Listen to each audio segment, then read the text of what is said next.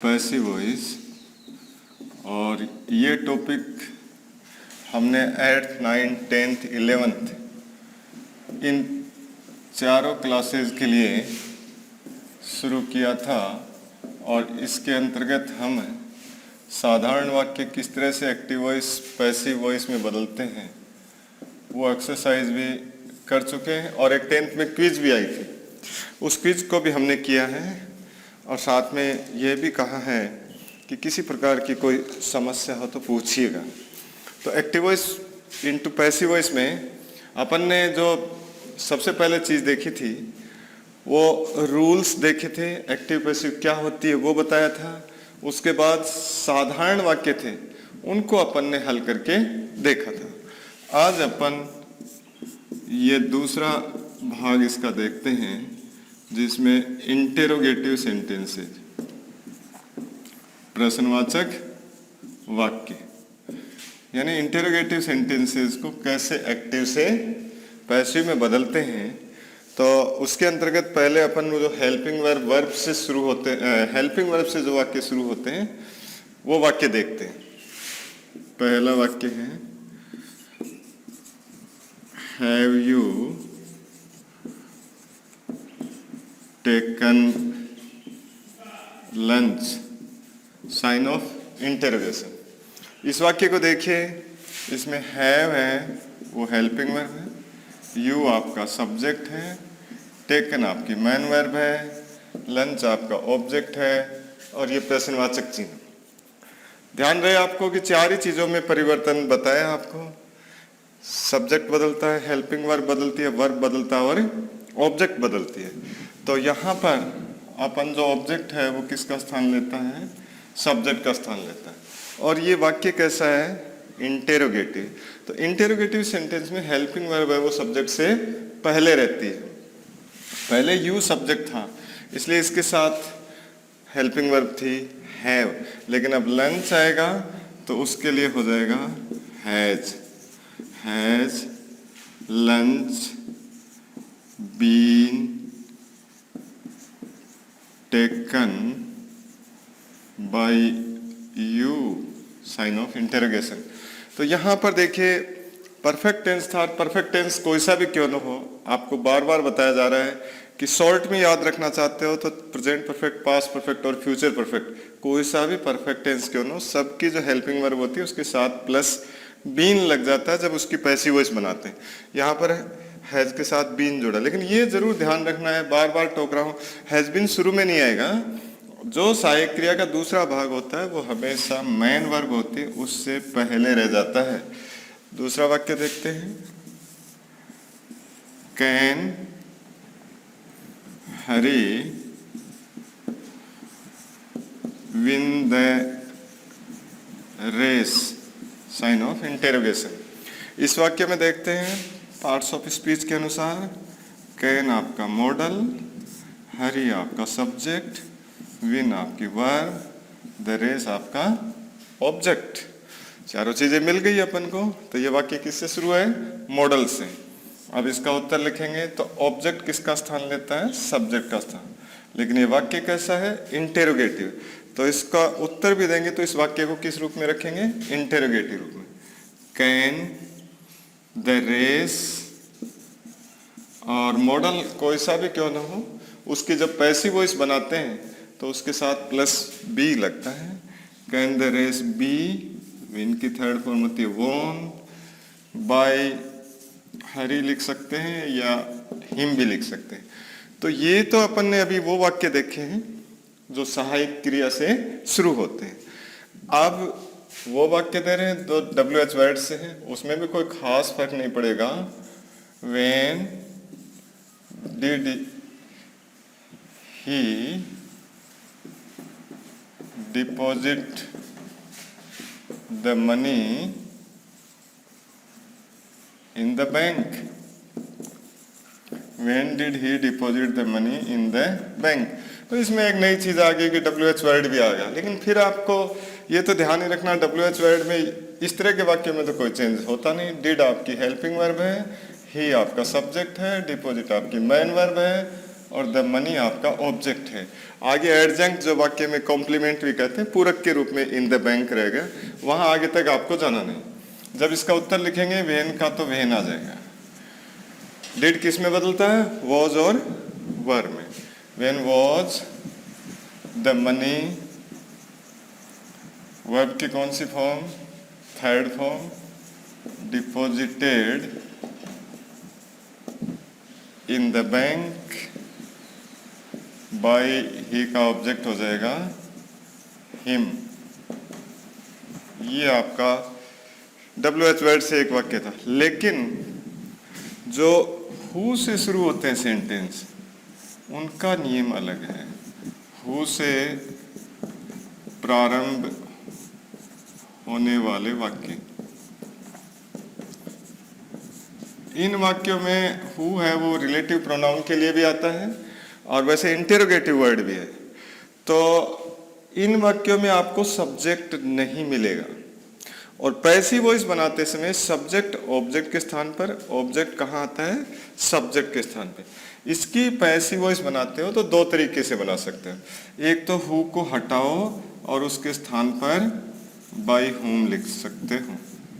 पहला तरीका तो ये। अब देखिए, आपके सामने एक वाक्य रखते हैं, who has seen the wind, sign of interrogation. तो हु तो रिलेटिव प्रोनाउन यानी सब्जेक्ट के लिए पूछने के लिए आया है, इसका मतलब इस वाक्य में कर्ता नहीं है। हैज आपका हेल्पिंग वर्ब, सीन आपकी मैन वर्ब और द विंड आपका ऑब्जेक्ट। आपको इन वाक्यों को हल करने के लिए बताया कि हु को हटा देते हैं और उसके स्थान पर क्या लगाते हैं? By whom. Bye whom has, object आ जाएगा द विंड, और हैज के साथ क्या जुड़ता है? बीन। वर्ब की पहले से ही परफेक्ट टेंस में थर्ड फॉर्म होती है। By whom has the wind been seen, और उधर कुछ गया नहीं। दूसरा तरीका ये हो सकता है, सब्जेक्ट लाओ, यानी ऑब्जेक्ट तो है ही आपके पास, तो ऑब्जेक्ट को कहाँ लिखोगे? सब्जेक्ट के साथ। The wind has been seen by whom. अब इसमें से जो तरीका आपको इजी लगे वो दोनों में से कोई सा भी अपना सकते हो। कि हु वाले वाक्य में आपको ये बार बार बताया जा रहा है कि हु वाले वाक्य में क्या नहीं होता? हु वाले वाक्य में सब्जेक्ट नहीं दिया हुआ होता और उसकी पैसिव वॉइस बनाते हैं तो बाय हुम, और ऑब्जेक्ट के स्थान पे फिर कुछ नहीं लिखा जाएगा अगर शुरू में बाय हुम ले लिया।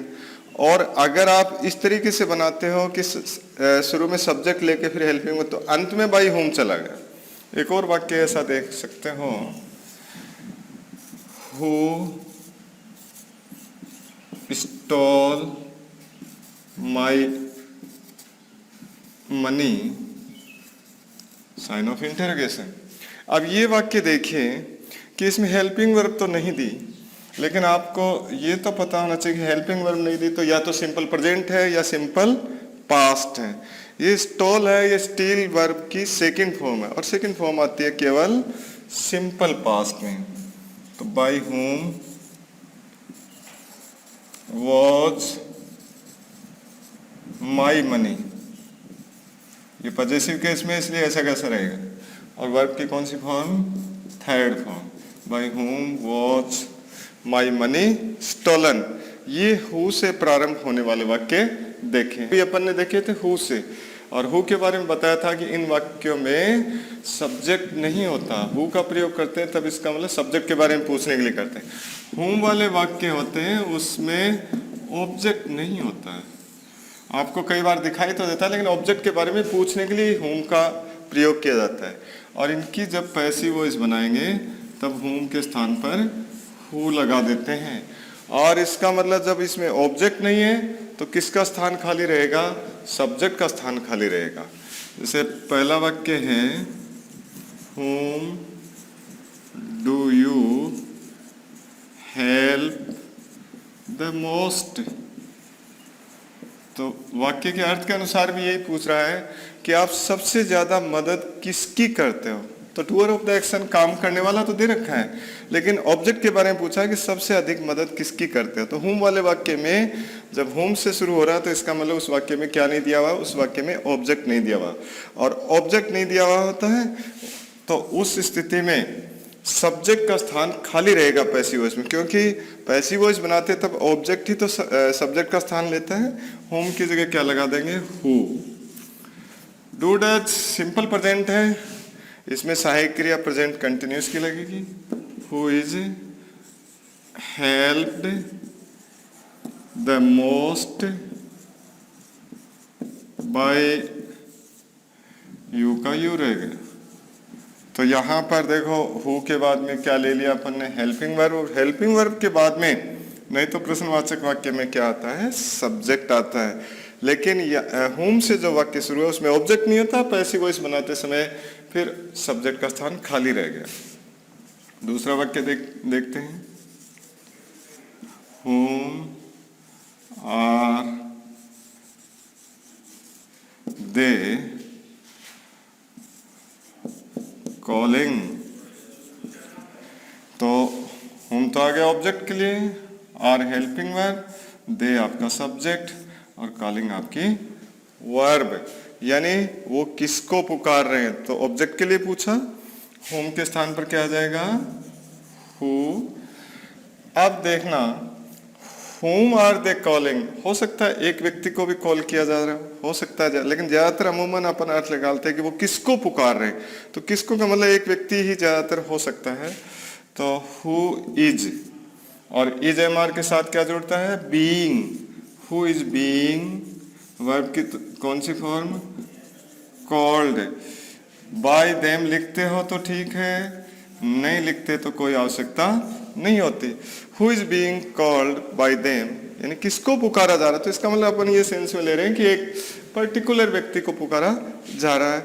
इस तरह से अपन ने हुम और हु वाले वाक्य देखे। इसी में एक और टाइप का वाक्य है, देखिए, what languages do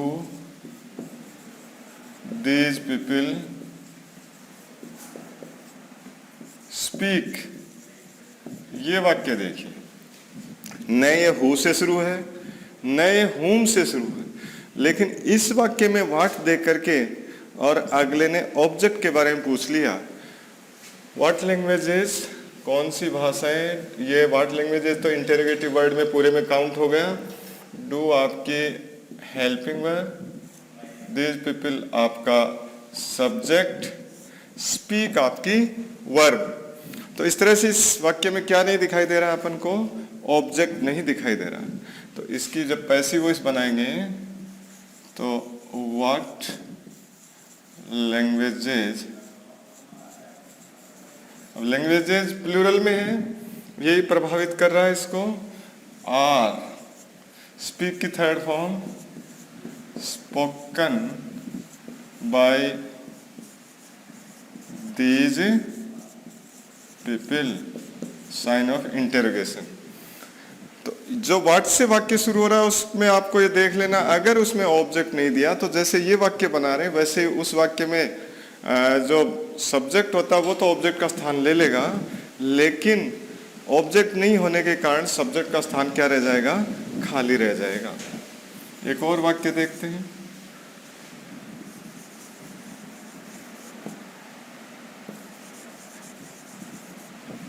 What food are they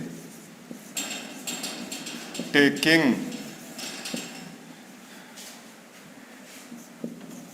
in daily life।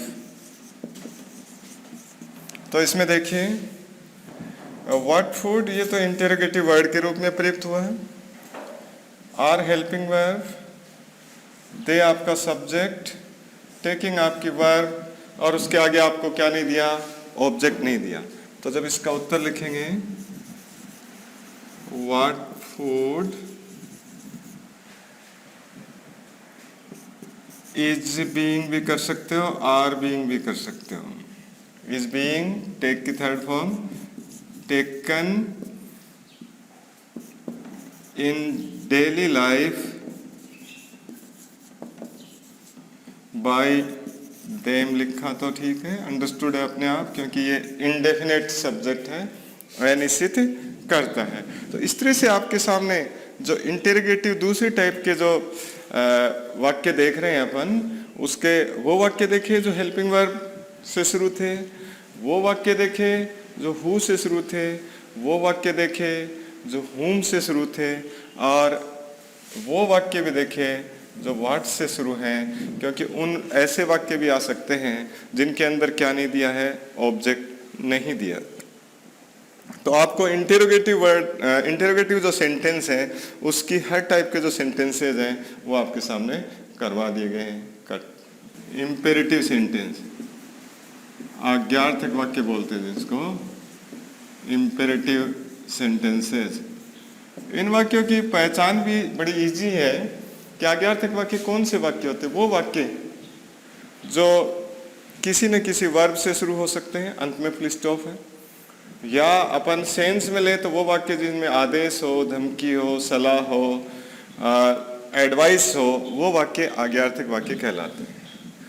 अब इसमें पहले नंबर पे वो वाक्य लेते हैं जिनमें ऑब्जेक्ट हो, वो आज्ञार्थक वाक्य जिनमें ऑब्जेक्ट हो, उनकी जब पैसिव वॉइस बनाते हैं तो ये एक फार्मूला है, let plus object plus be plus verb की थर्ड फॉर्म, और इसके आगे वाक्य में कुछ बच गया तो वो चलता रहता है। तो पहले टाइप के वो वाक्य ले रहे हैं अपन जिन वाक्यों में आदेश हो, जिन वाक्यों में सलाह भी हो सकती है, धमकी भी हो सकती है, लेकिन ऑब्जेक्ट दिया हुआ हो। मुख्य चीज है उनमें ऑब्जेक्ट दिया हुआ हो। जैसे पहला वाक्य देखते हैं कि कॉल द सर्वेंट। अब इन वाक्यों की पहचान के लिए भी आपको बता दिया कि शुरुआत में कोई ना कोई वर्ब दी हुई होती है, लेकिन अंत में फुल स्टॉप होता है। नहीं तो वर्ब देख करके और इंटेरोगेटिव सेंटेंस भी बनवा सकता है। कॉल तो आपकी वर्ब है, द सर्वेंट आपका ऑब्जेक्ट है। तो इसका जो उत्तर शुरू करेंगे, सबसे पहले लेट, फिर द सर्वेंट, और फिर उसके बाद में लिखा रखा है ऑब्जेक्ट के बाद में बी और वर्ब की third form, let the servant be called. दूसरा वाक्य देखते हैं, do not kill the birds. अब अमूमन इस वाक्य को पहचानने में स्टूडेंट्स गलती कर देते हैं। क्या गलती कर देते हैं? वो डू को हेल्पिंग वर्ब में ले जाते हैं। लेकिन मैं बार बार आपको बता रहा हूं कि डू हेल्पिंग वर्ब तभी होती है जब वाक्य के अंत में प्रश्नवाचक चिन्ह है। शुरुआत में ये वाक्य है, इसमें अंत में फुल स्टॉप दिया हुआ है, इसका मतलब इस वाक्य को नेगेटिव रोल देने के लिए ही डू का यूज हुआ है और कोई यूज नहीं है। इसमें नेगेटिव है, किल आपकी वर्ब है, द बर्ड्स आपका ऑब्जेक्ट है। अब इस आज्ञार्थक वाक्य को नेगेटिव रूप में दिया है तो इसको हल करते हैं। शुरू में आ गया लेट, फिर ऑब्जेक्ट कौन है? The birds not, be verb की कौन सी form? Third form. Let the birds not be killed, do को हटा दिया, बिल्कुल पिक्चर में नहीं है। इस तो आपको ये बताया जा रहा है कि इस वाक्य में डू है वो केवल नेगेटिव रोल अदा करने के लिए प्रयुक्त हुआ है। बाकी ये हेल्पिंग वर्ब मत मान लेना, नहीं तो बहुत बड़ी गलती कर दोगे। अगर डू या डज, ज़्यादातर तो डू का यूज करता है इंपेरेटिव सेंटेंसेस में। इंपेरेटिव सेंटेंसेस में डू का प्रयोग करता है। डू अगर आपने हेल्पिंग वर्ब मान ली तो आप गलत कर दोगे, पहचानने में गलती कर दोगे तो आगे वाक्य को गलती उत्तर दोगे। एक और वाक्य है, जैसे पहले से लेट है, लेट हिम प्ले फुटबॉल। इस वाक्य को वाक्य है आज्ञार्थक, लेकिन इसमें काम करने वाला तो हिम है, फुटबॉल आपका पैसिव रूप में है। तो ऐसे वाक्य होते हैं उसमें जिनकी पैसिव वॉइस बनाते हैं, तब अपन को ये पता ही है कि जो कर्ता के स्थान पे आता है वो कार्य नहीं करने वाला होता है। लेट पहले से दिया तो कोई दिक्कत नहीं। लेट फुटबॉल बी वर्ब की third form played by him, ये इसका उत्तर हो गया। हाँ, जो दूसरे नंबर वाला वाक्य उसको अगर आप बनाना चाहो, क्योंकि ये बताया था आज्ञार्थक वाक्य में सलाह भी होती है, तो इसको दूसरे इस रूप में भी दिया हुआ हो सकता है। You are advised not to kill the birds. You are advised not to kill the birds, इस रूप में भी इसका, क्योंकि इसमें सलाह भी झलक रही है, इसलिए इस वाक्य को हो सकता है आपको इस रूप में, विशेष तौर पे कंपटीशन की बात कर रहा हूँ। वैसे तो आप इससे भी करके चले जाते हो तो कोई दिक्कत नहीं, लेकिन कंपटीशन में अगला हो सकता है इस तरह के ऑप्शन डाल दें, तब आपको कोई दिक्कत नहीं, इस ऑप्शन को अपना लेना है। तो ये तो पहले टाइप के वाक्य हुए जिनमें ऑब्जेक्ट हो और साथ में क्या हो, आदेश हो। अब इसी में आज्ञार्थक वाक्य में दूसरे टाइप के देखते हैं। ऑर्डर हो, आदेश हो, लेकिन क्या नहीं हो, ऑब्जेक्ट नहीं हो, कर्म नहीं हो, तब उसकी पैसिव वॉइस बनाते हैं। तो वाक्य के शुरू में यू आर ऑर्डर्ड टू लगा देते हैं। इनकी पैसिव वॉइस बनाते समय वाक्य के प्रारंभ में यू आर ऑर्डर्ड टू लगा देते हैं। अब देखिए, जैसे इसका वाक्य करते हैं, स्टॉप हियर। स्टॉप वर्ब है, हियर एडवर्ब है, क्या नहीं है आपके पास, इसमें ऑब्जेक्ट नहीं है। तो वो वाक्य, वो आज्ञार्थक वाक्य जिनके अंदर आदेश वगैरह हो और ऑब्जेक्ट नहीं दिया है, तो उसके प्रारंभ में यू आर ऑर्डर्ड टू लगा देते हैं। You are ordered to stop here. अब तुम्हारे दिमाग में ये चीज भी आ सकती है कि आपने तो ये बताया कि पैसिव वॉइस में वर्ब की हमेशा थर्ड फॉर्म लगती है। बिल्कुल लगती है। यहाँ पर अगले ने इसमें पहले से यूज करवा दी तो दो बार नहीं आएगी। टू के बाद टू इन्फिनिटिव होता है, टू के बाद में वैसे ही वर्ब की कौन सी फॉर्म आती है, फर्स्ट फॉर्म आती है। तो ये वर्ब की थर्ड फॉर्म है। एक और वाक्य इसका दिखाते हैं आपको। जैसे एक वाक्य ये हो गया, दूसरा है शट अप। तो ये इसके अंदर अप प्रीपोजिशन है, जिसका कोई कहता है ना तुमसे शट अप यानी चुप रहो, तो इसका भी उत्तर लिखेंगे तब यही हो जाएगा, you are ordered to shut up. इस तरह से अपन ने ये दूसरे टाइप के वाक्य देखे हैं जिनमें आदेश हो और ऑब्जेक्ट नहीं हो।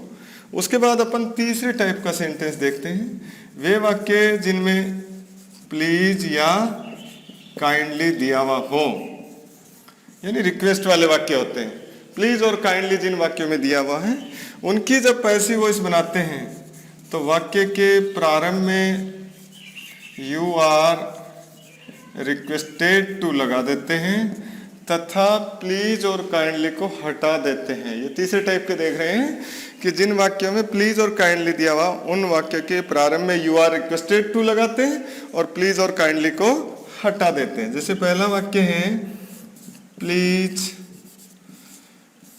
हेल्प मी, तो इसका उत्तर हो जाएगा, you are requested to help me. You are requested, तो यहां पर वर्ब की थर्ड फॉर्म रिक्वेस्टेड लगा दिया। इसी तरह से दूसरा वाक्य है, please do not disturb me. आप कहते हैं ना please do not disturb me, वही बात आ गई। यहाँ पर डू है, वो इस आज्ञार्थक वाक्य को नेगेटिव रोल में पेश करने के लिए प्रयुक्त हुआ है, इसलिए डू का रोल है। जो ही वाक्य को पैसिव वॉइस में बदला जाएगा खत्म हो जाता है। ये आज्ञार्थक वाक्य प्लीज और काइंडली से शुरू वाला वाक्य है, और इसकी जब पैसिव वॉइस बनाएंगे तो नेगेटिव रोल में जरूर है, you are requested not to, not को पहले निकाल देते हैं, नोट टू डिस्टर्ब मी। ऐसे मान लो आपके सामने वाक्य डाल दें, never tell a lie, never tell a lie. इस वाक्य में आपके पास वर्ब भी है और ऑब्जेक्ट भी है। अब इसको लेट से बनाते हो तो let a lie never to be told, एक तो ये बन सकता है, let a lie never to be told. इसमें दूसरी चीज आपको झलक रही होगी, वो दूसरी चीज है कि इसमें आपको सलाह दी जा रही है, तब हो जाएगा यू आर एडवाइज्ड।